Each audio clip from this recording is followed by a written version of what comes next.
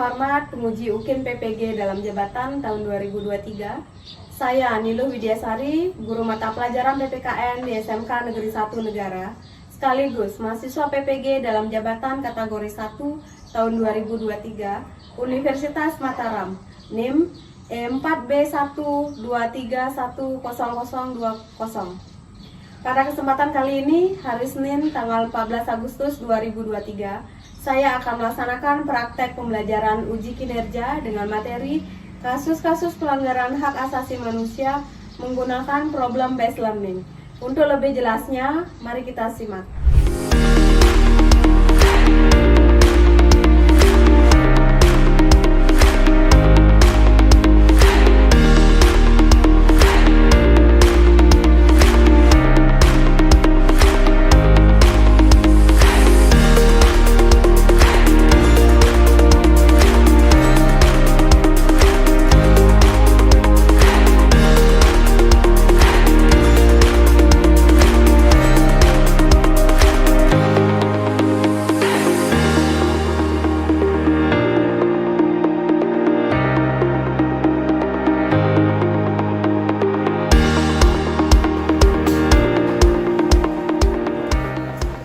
Berdiri.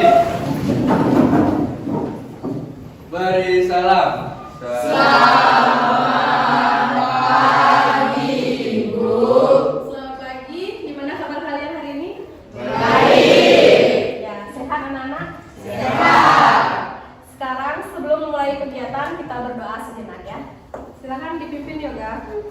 Sebelum melakukan kegiatan, marilah kita berdoa sesuai kepercayaan dan agama masing-masing. Berdoa mulai.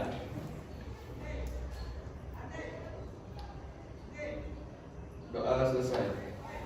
Ya, silakan duduk. Hari ini Ibu akan ngecek kehadiran kalian. Sebelumnya dicek dulu kolom-kolom di bawah. Kalau ada sampah silakan dibuang anak. Ya, tidak ada? Sudah bersih? Ya, absen dulu ya. Raka Wiyatama. Hadir. Priyoga.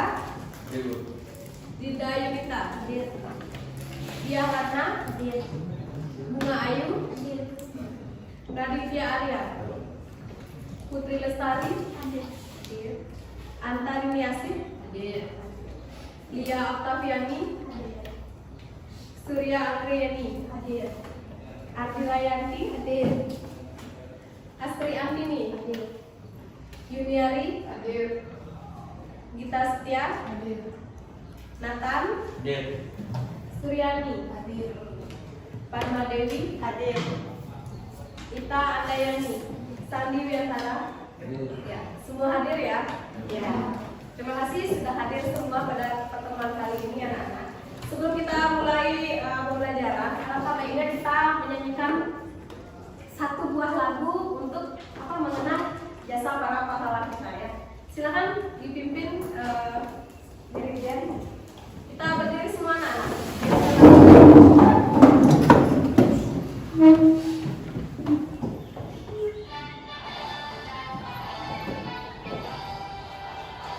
Indonesia tanah airku, tanah tumpah darahku.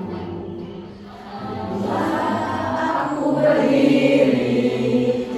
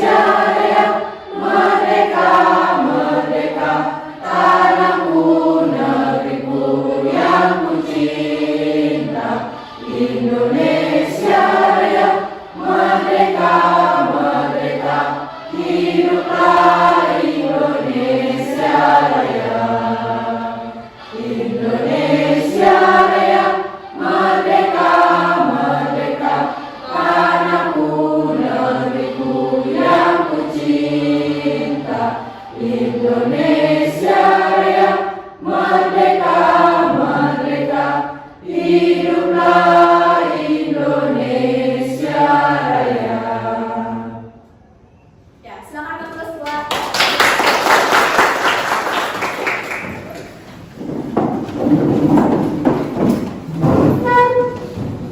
Nah, ada yang masih ingat anak-anak minggu lalu kita belajar apa? Definisi hak asasi manusia. Definisi hak asasi Manusia. Nah, sekarang kita lanjut ke materi selanjutnya. Ibu akan putarkan kalian video ya. Silakan tonton video ini ya.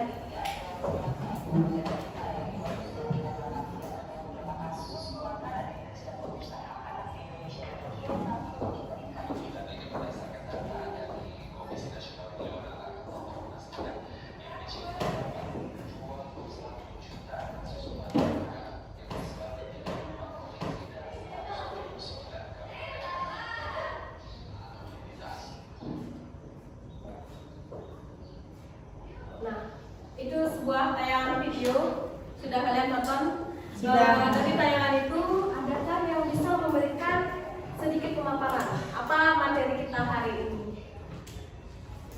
Siapa dari kalian mungkin yang bisa memberikan? Ya, silakan. Menurut pendapat saya, kasus pelanggaran hak asasi manusia seperti membuli, memfitnah, memaksa, memperkosa, membunuh, atau lain-lain. Iya, bagus. Silakan.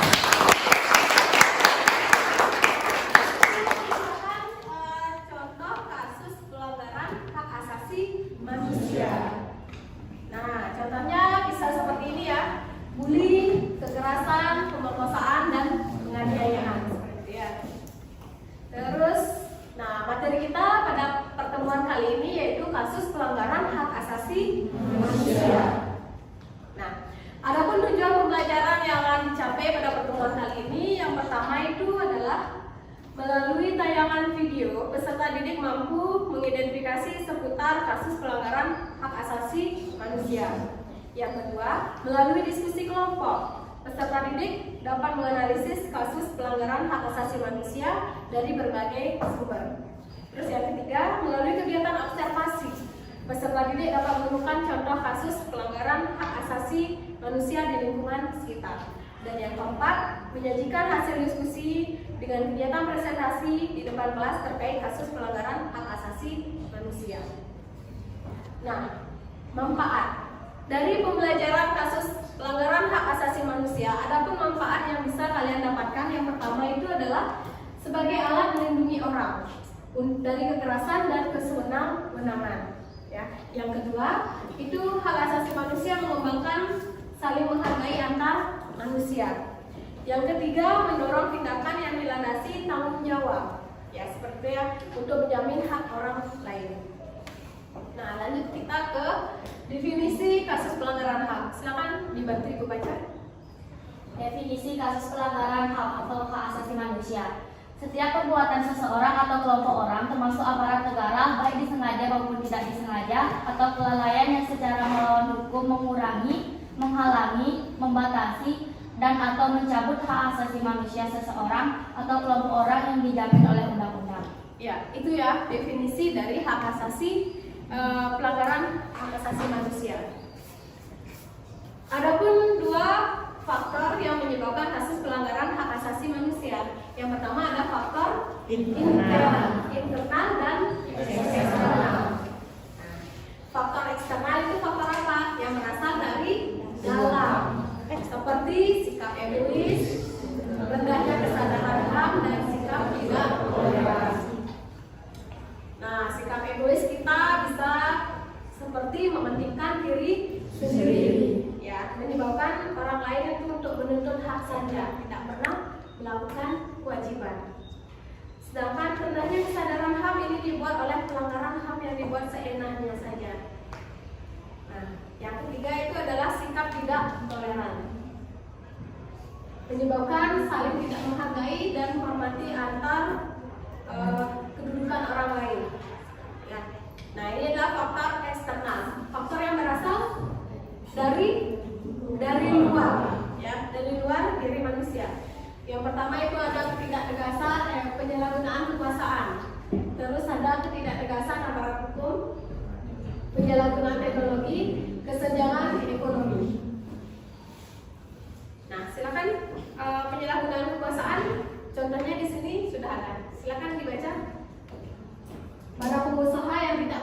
memberikan hak buruhnya. Ya, misalnya disuruh bekerja saja tidak pernah memberikan upah yang pasti, seperti itu ya. Terus adanya ketidaktegasan aparat hukum. Ya, misalnya ada pencurian tidak diberikan penjelasan yang tegas, hukum yang tegas. Terus ada penyalahgunaan teknologi, yaitu memanfaatkan teknologi melalui kesenjangan ekonomi, ya. Dan terakhir kesenjangan ketidakseimbangan yang mencolok dalam kehidupan, ya. Nah, jenis pelanggaran HAM itu ada 3, ada HAM ringan, sedang, dan berat. Di sini menurut Statuta Roma adalah pelanggaran HAM kategori berat. Ya. Ada yang bisa bantu jawab, Ibu? Yang pertama itu kasus genosida. Pernah mendengar? Nah, kasus genosida. Yang kedua adalah kasus kejahatan terhadap kemanusiaan. Yang ketiga apa? Kejahatan perang. Yang keempat adalah kejahatan agresi.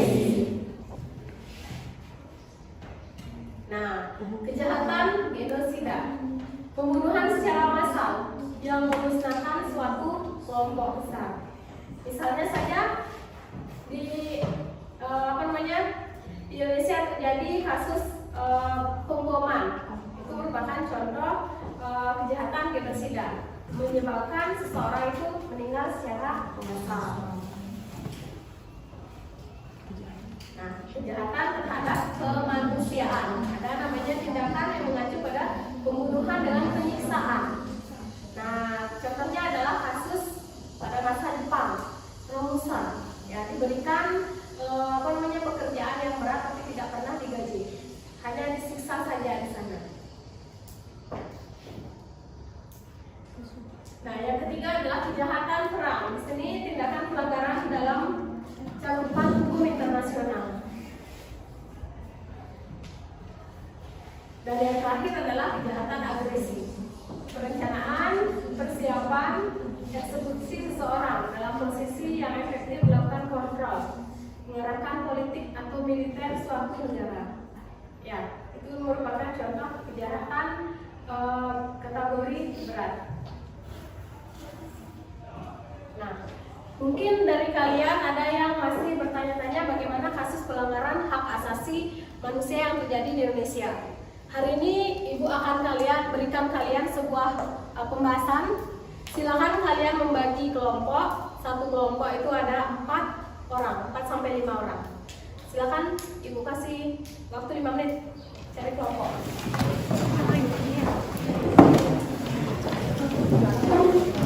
Sudah bagi kelompok ya? Sudah dapat kelompok? Ya. Nah, tugas kelompok pada pertemuan kali ini, silakan kalian carilah kasus pelanggaran HAM berat yang terjadi di Indonesia. Boleh mencari di media internet, boleh silakan diskusi di kelompok.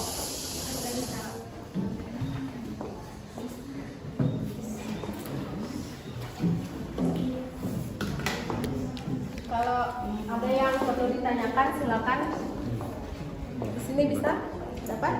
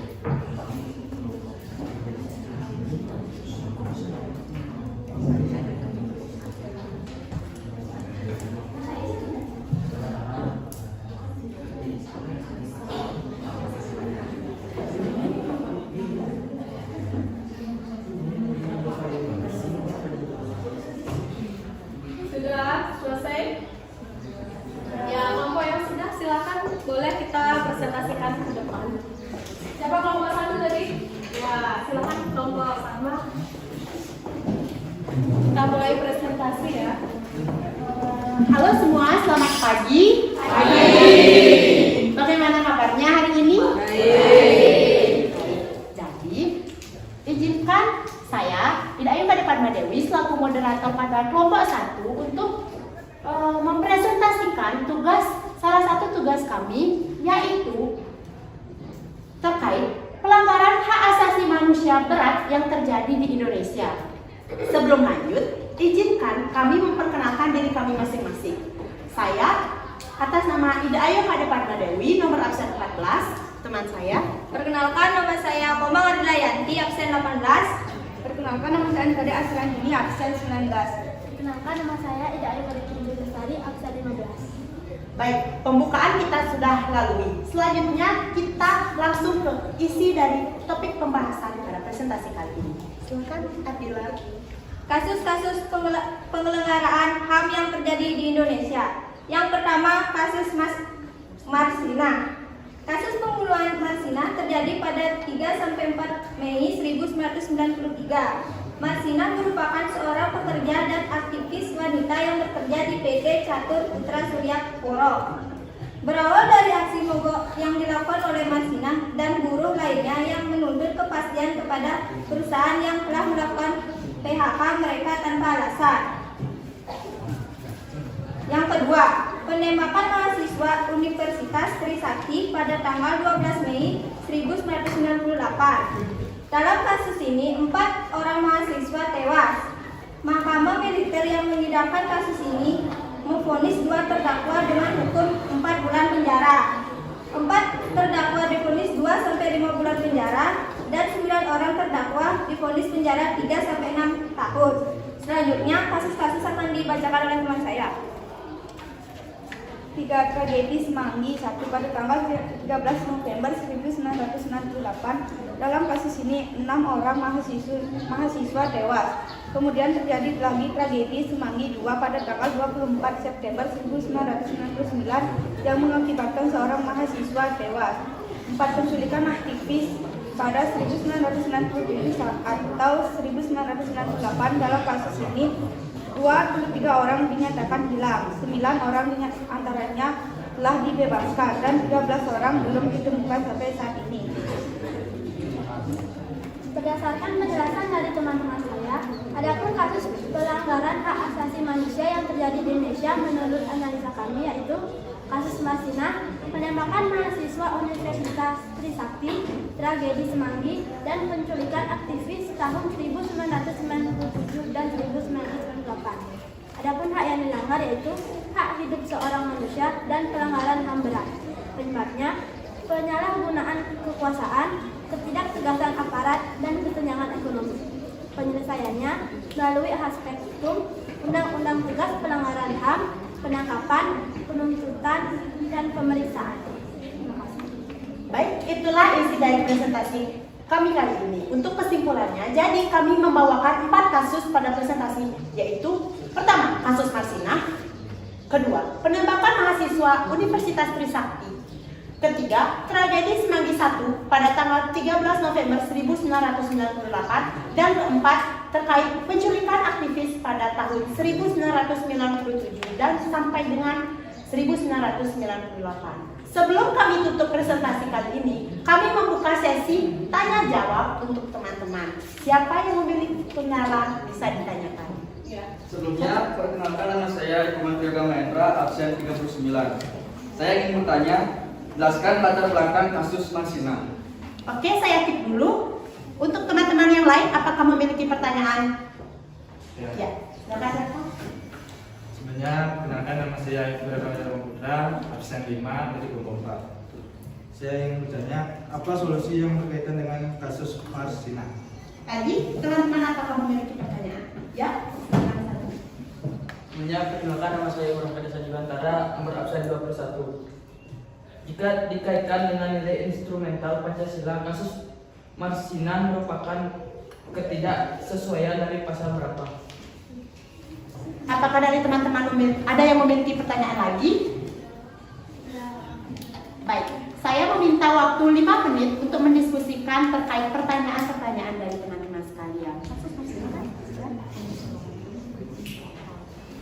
Setelah kami melaksanakan diskusi, kami sudah mendapat jawaban menurut pendapat kami.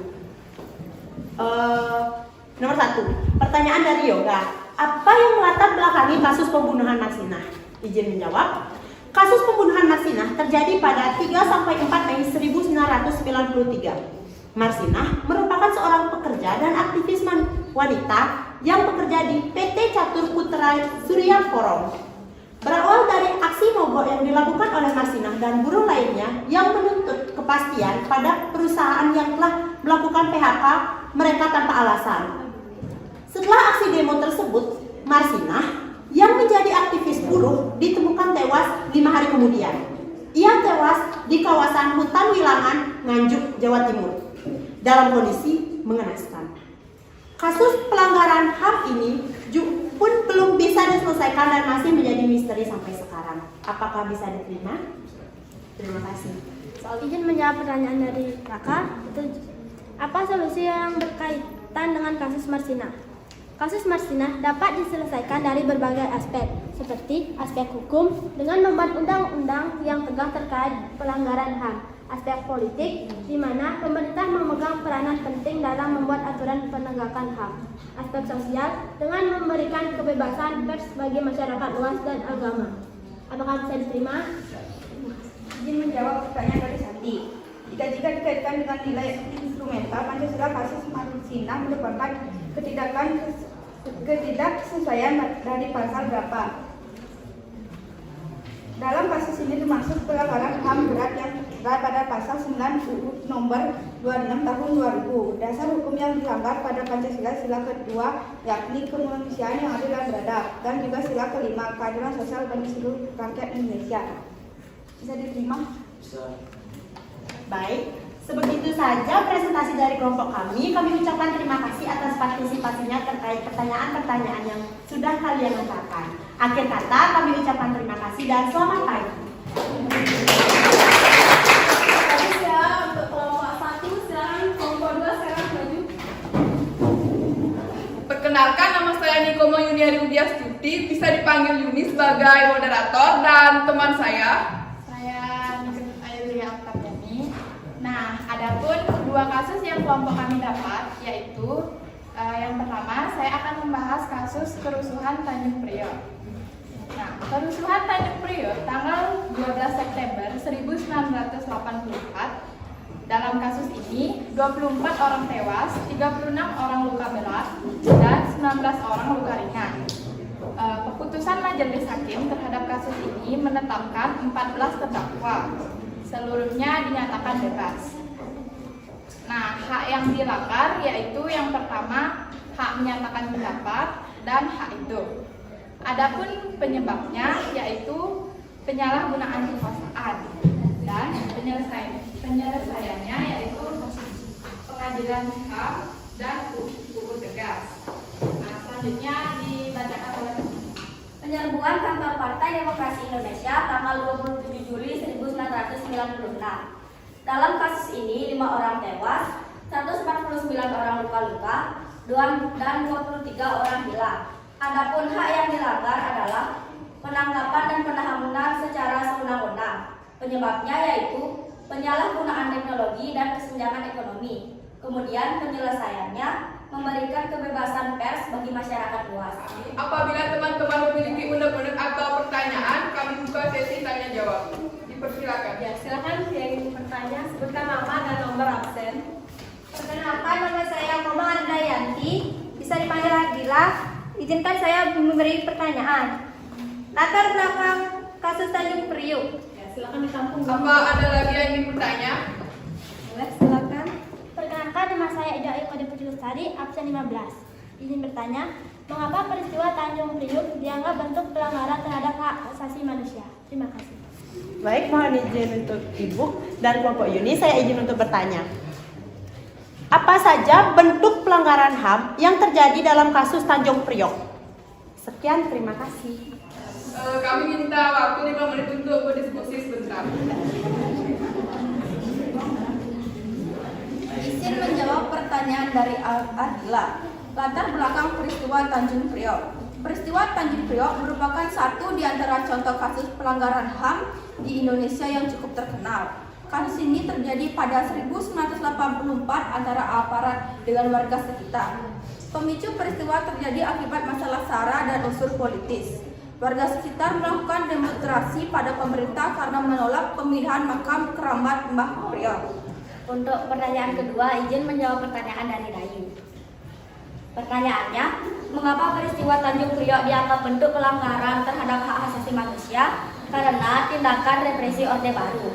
Peristiwa Tanjung Priok tahun 1984 merupakan peristiwa pelanggaran hak asasi manusia yang terjadi pada masa Orde Baru. Hal ini rupanya berawal dari ceramah-ceramah yang dilakukan di masjid-masjid di sekitar daerah Tanjung Priok. Apakah bisa diterima?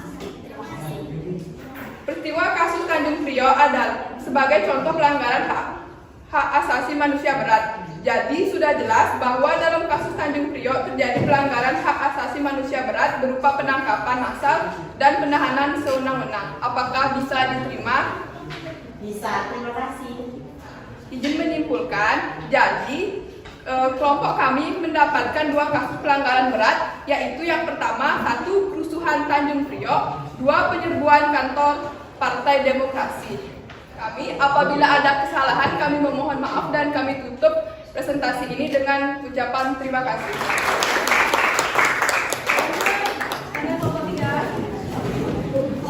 Selamat pagi semuanya. Pagi.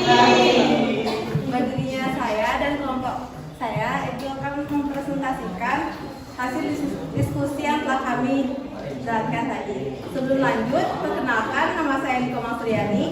Perkenalkan, nama saya Lutfi. Kasus pelanggaran HAM di Indonesia. 1. Penembakan misterius 1982 sampai 1986. Adapun kasus kedua adalah tragedi Talangsari.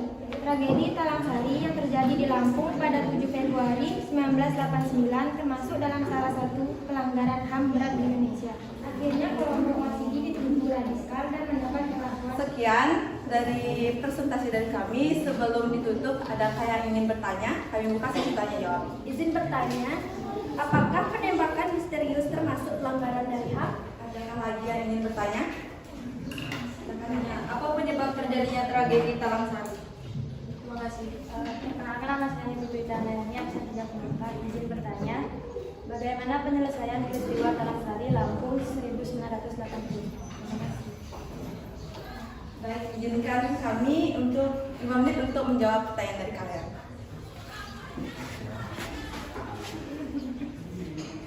Izin menjawab pertanyaan dari Sinta. Apakah penembakan misterius termasuk pelanggaran HAM? Penembakan misterius biasanya disingkat Petro, terjadi di sejumlah kota besar di Indonesia pada periode 1982 sampai 1985. Rangkaian peristiwa ini telah diakui negara sebagai pelanggaran HAM berat karena lebih dari 1.000 orang yang dicap preman dibunuh tanpa diadili terlebih dahulu. Izin menjawab pertanyaan dari Dita. Jawabannya, menurut kelompok kami, latar belakang terjadinya peristiwa Talangsari diawali dari menguatnya doktrin pemerintah Soeharto tentang asas tunggal Pancasila. Izin menjawab pertanyaan dari Ita.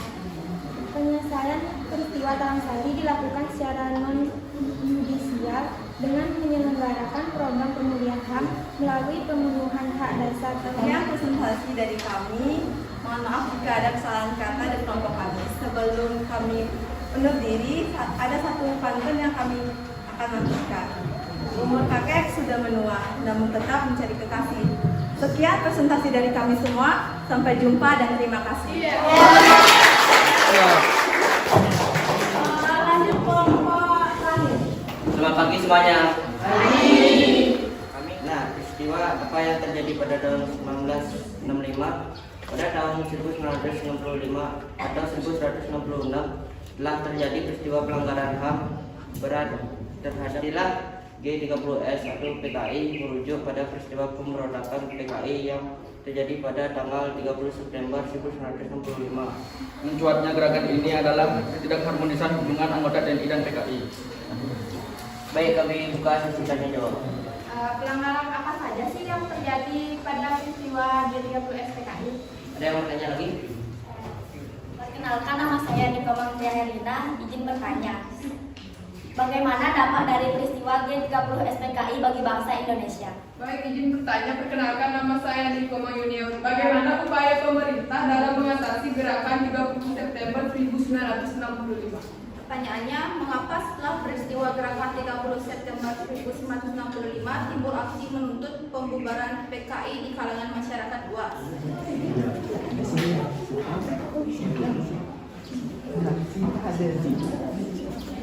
Baik, saya akan menjawab pertanyaan dari Lia. Pelanggaran apa saja yang terjadi pada peristiwa G30 SPKI?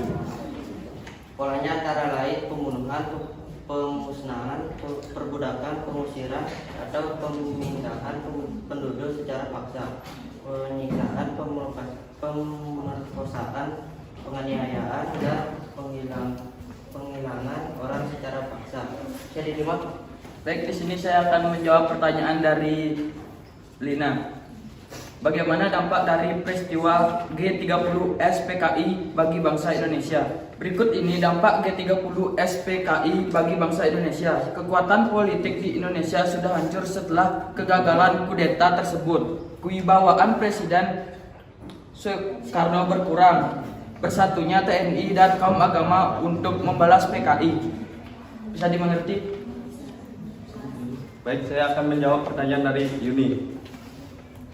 Bagaimana upaya pemerintah dalam mengatasi gerakan 30 September 1965? Upaya pemerintah dalam meredam gerakan G30 SPKI adalah dengan melakukan operasi militer dengan pengerjaan terhadap para pemimpin dan pendukung PKI. Bisa diterima? Baik, di sini saya akan menjawab pertanyaan dari Surya Anggreni. Mengapa setelah peristiwa gerakan 30 September 1965 timbul aksi menuntut pembubaran PKI di kalangan masyarakat luas? Setelah peristiwa gerakan G30 SPKI timbul aksi tuntutan pembubaran PKI karena masyarakat luas menuntut pertanggungjawab PKI serta demi terjaminannya keamanan dan ketenangan serta kestabilan jalan pemerintah dan revolusi. Apa bisa dimengerti? Baik, sekian dari kami ditutup dengan persenjataan Pramu Sandi. Ya, silakan ngobrol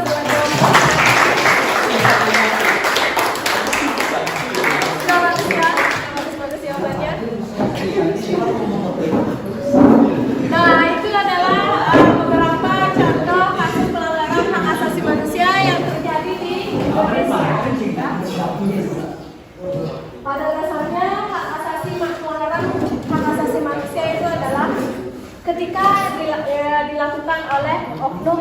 Pertama adalah individu, yang kedua adalah pemerintah, yang dilakukan oleh faktor eksternal dan internal. Nah, dari kasus yang sudah dipaparkan tadi, mungkin dari anak-anak yang lain ada yang bisa memberikan sebuah kesimpulan. Silakan. Ya, silakan Sandi. Kesimpulan dari kasus pelanggaran HAM adalah perbuatan seseorang atau kelompok orang, termasuk aparat negara, baik disengaja maupun tidak disengaja, atau kelainan yang melawan hukum dalam mengurangi, menghalangi, membatasi, dan atau mencabut hak asasi manusia seseorang. Contohnya, membuli, memaksa, memperkosa, memfitnah, membunuh, merampas hak seseorang, dan lain-lain. Ya, itu bagus ya. Ada lagi yang bisa memberikan suatu kesimpulan kedua? Ya, silakan. Namanya siapa? Perkenalkan, nama saya Dia Ratna Sapitri, absen 3. Izin untuk menambahkan kesimpulan yang kedua. Contoh kasus pelanggaran HAM yang sering terjadi di berbagai negara. 1. Pelanggaran hak kemerdekaan berpendapat. 2. Diskriminasi rasial atau etnis. 3. Pelanggaran hak asasi perempuan. 4. Penahanan sewenang-wenang. Sekian dari saya, terima kasih. Ya, silakan.